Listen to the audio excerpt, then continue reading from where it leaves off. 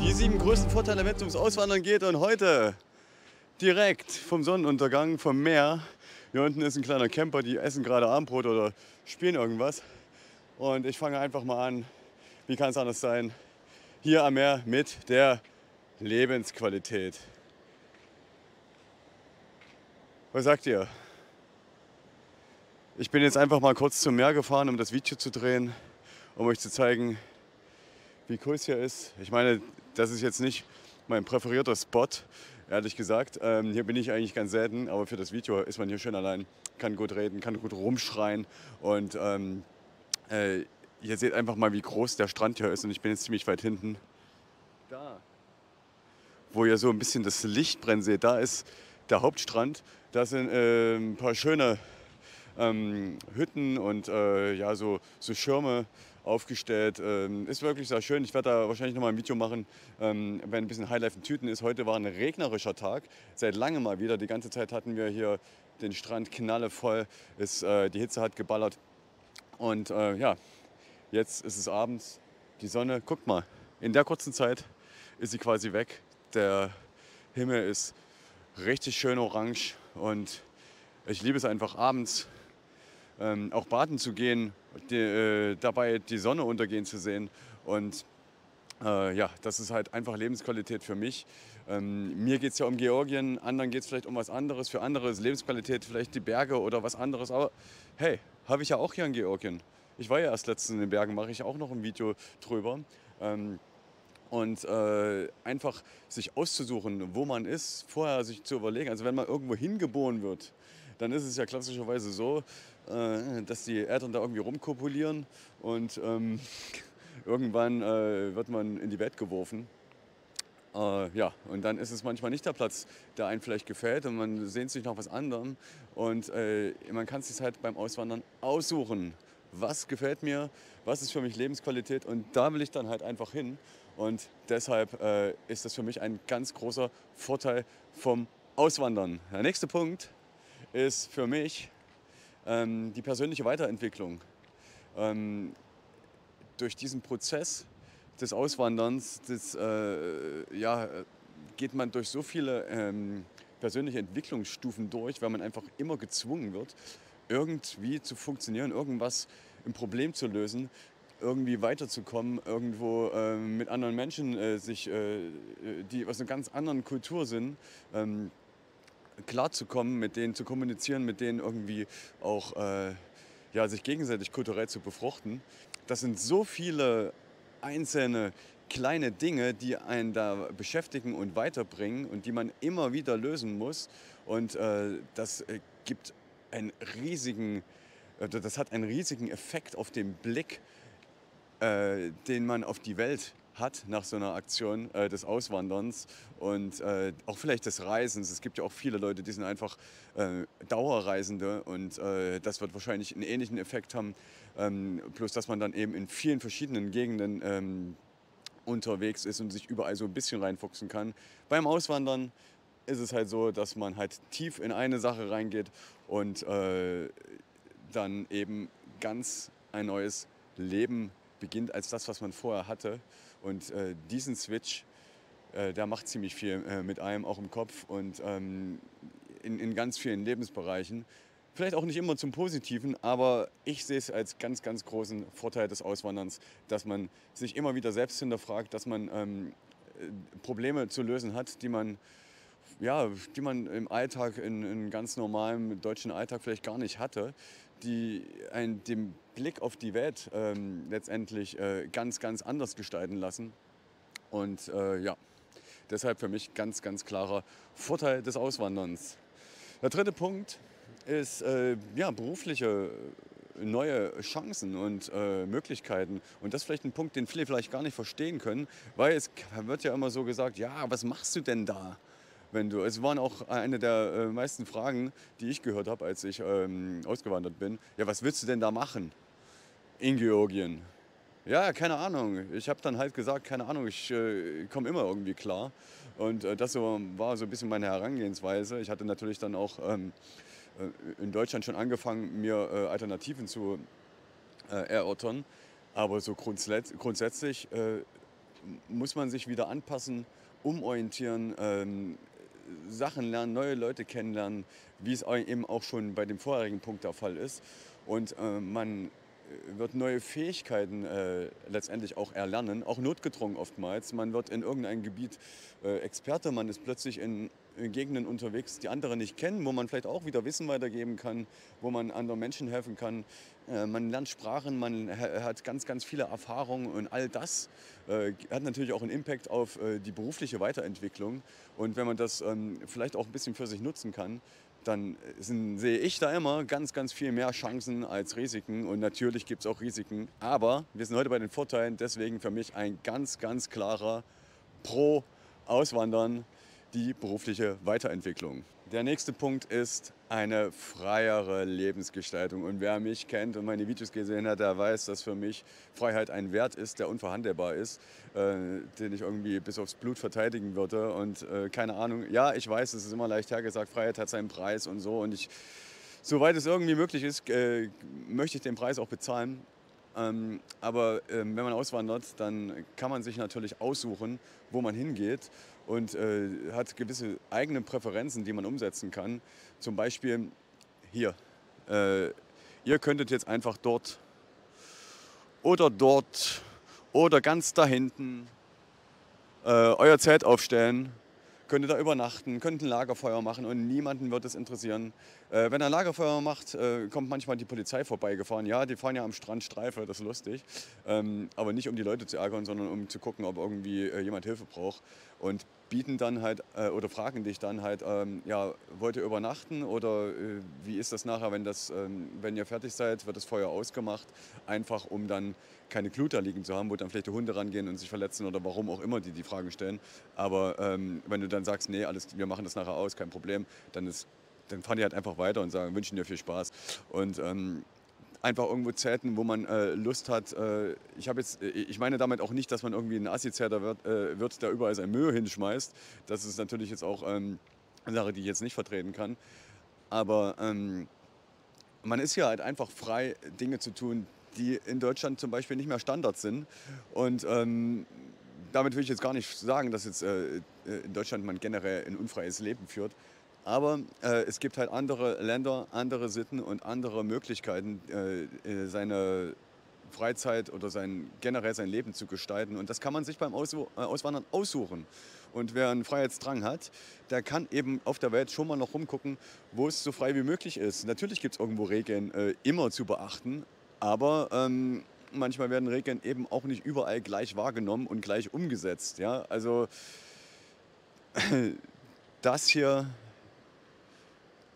und einfach die Möglichkeit, jetzt hier mit den Kindern oder mit wem auch immer eine Runde ein Lagerfeuer machen zu können, das will ich zum Beispiel nicht mehr missen. Und das gehört für mich seit ein paar Jahren zum Sommer dazu, wie, keine Ahnung, die Luft zum Fußball.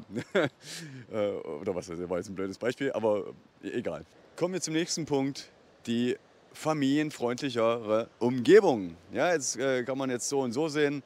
Der eine wohnt in einer familienfreundlichen Umgebung, der andere nicht. Es geht jetzt ja um die Vorteile des Auswanderns und das ist dann offensichtlich für jemanden gedacht, der sagt, okay, mir ist irgendwie dies und jenes Land nicht kinderlieb genug und nicht familienfreundlich genug und es sind zu viele Verbotsschilder für Kinder. Ich habe jetzt zum Beispiel in Deutschland Rasenflächen gesehen, wo drauf stand, Spielen verboten. Ja, ganz, ganz ehrlich, also wer so ein Schild druckt, den gehört irgendwie, weiß ich nicht, also der gehört geteert und gefedert. Nein, natürlich nicht ernsthaft, aber ihr wisst, was ich meine. Und hier in Georgien beispielsweise, wenn die Leute Kinder sehen, also die sind ja grundsätzlich, gucken die immer so ein bisschen grimmig am Anfang, aber sobald die Kinder sehen, und die irgendwas machen, oder wenn die was Georgisches sagen oder wenn die irgendwie nur irgendwie lustig gucken oder so, dann lachen die sofort, die Leute, dann geht denen das Herz auf und dann fangen die an, äh, was für ein guter Junge, was für ein gutes Mädchen und streicheln den über den Kopf und solche Sachen. Und das ist halt wirklich voll schön anzusehen. Und ja, ich muss sagen, hier Familien und Kinder, das sind halt die größten Werte, die ich jetzt festgestellt habe in der Gesellschaft. Und das wünsche ich mir tatsächlich auch für viele andere Länder auf der Welt, wo das vielleicht nicht so ist. Der nächste Punkt auf meiner Liste ist für die Leute, die finanzielle Interessen haben, ein günstigerer Immobilienerwerb und auch Investitionsmöglichkeiten im Ausland. Und da gibt es natürlich ziemlich viele Regionen in der ganzen Welt, ja, wo man sich umgucken kann. Also wie sagt man so schön, hebt man den Blick, sieht man keine Grenzen.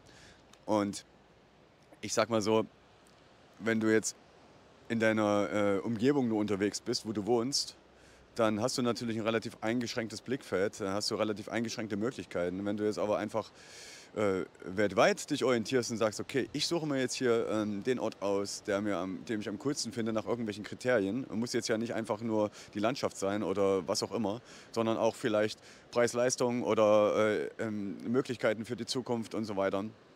Dann hat man viel, viel mehr Möglichkeiten zu investieren, sei es in Immobilien, sei es auch in anderen Anlageformen, als man es hat, wenn man sich eben nur auf ja, das persönliche Umfeld orientiert. Und bei Immobilien ist es ja eben meistens so, dass man noch gerne mal vor Ort ist oder so.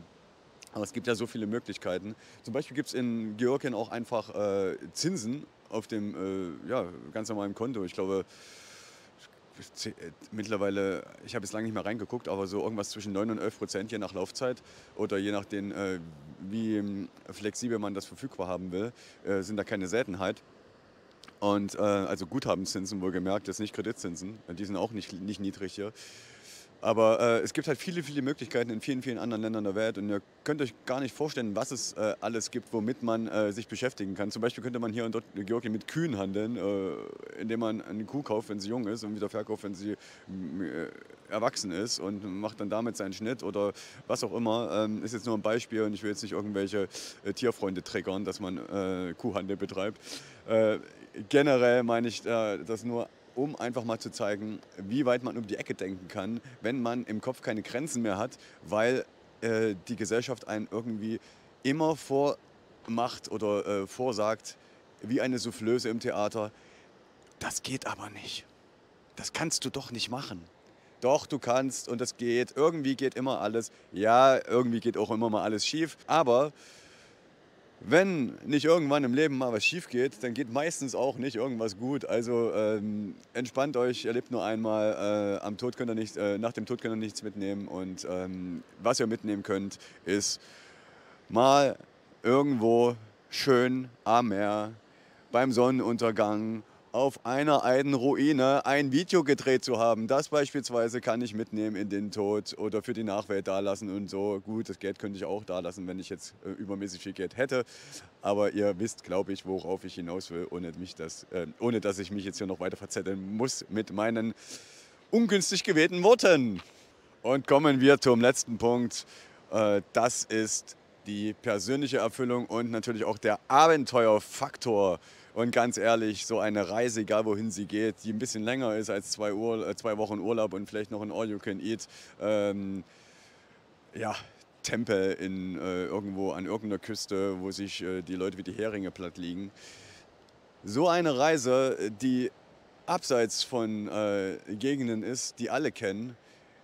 So eine Reise, die verschiedene andere Kulturen verschiedene andere Kulturen kennenlernen lässt oder auch nur eine. So eine Reise, die es einen ermöglicht, sich ganz tief in andere oder in andere Welten von anderen Menschen einzutauchen oder eintauchen lässt.